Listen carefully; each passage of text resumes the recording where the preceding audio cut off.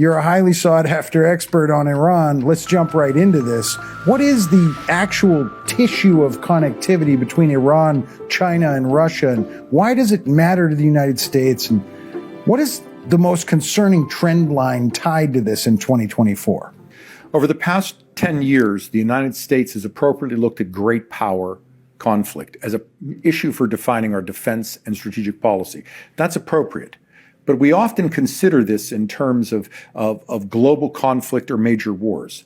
But if you look at how the world has changed dramatically and how the three great revisionist actors, Iran, China, and Russia, have worked together and expanded their influence, they've actually used gray zone power, sort of half measures that fall below the level of conventional war, and they have succeeded in spreading power across broad geographies, sometimes on their own, but in some cases in Africa together. Let me unpack this.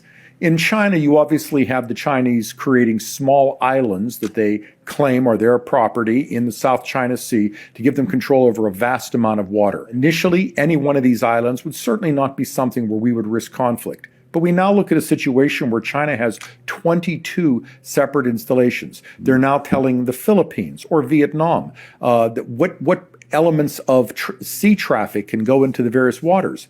And the weapons China's using, it's not missile attacks. They're using water hoses or blocking with ships.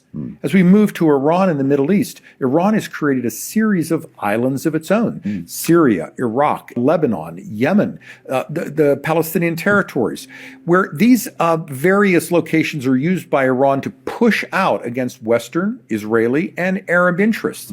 The weapons involved are also dramatically different. Explosively formed projectiles, ballistic missiles, drones. But we're also watching this group of people reach out, just as China's operations touching the global economy. Now you have the Houthis touching the global economy.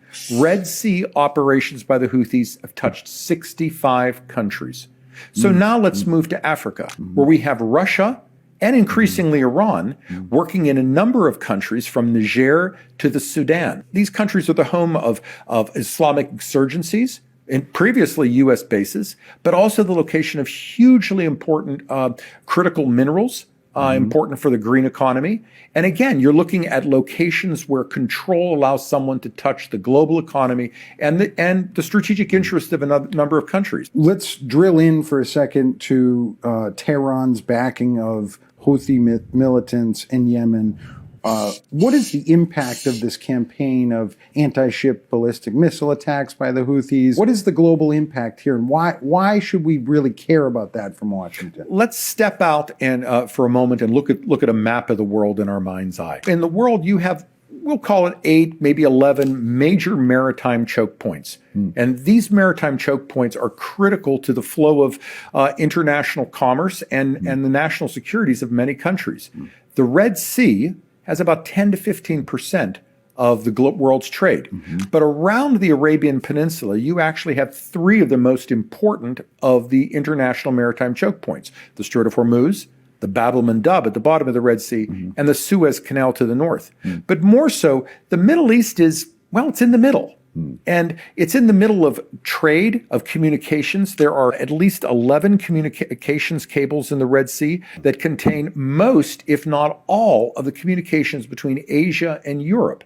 These are theoretically interruptible by the Houthis, and indeed one Houthi attack caused what appears to be a ship to drag its anchor and damage 4 of these cables, temporarily halting some communications between Europe and Asia. It is an extraordinarily sensitive location. So what has happened since the Houthi attacks have begun? Well, there have been no liquid natural gas exports in the Red Sea for 4 or 5 months. In February, 90% of the container traffic, and these are containers that contain everything from car parts to anything you can imagine that's on these large ships. آنچه در مورد ما میگویند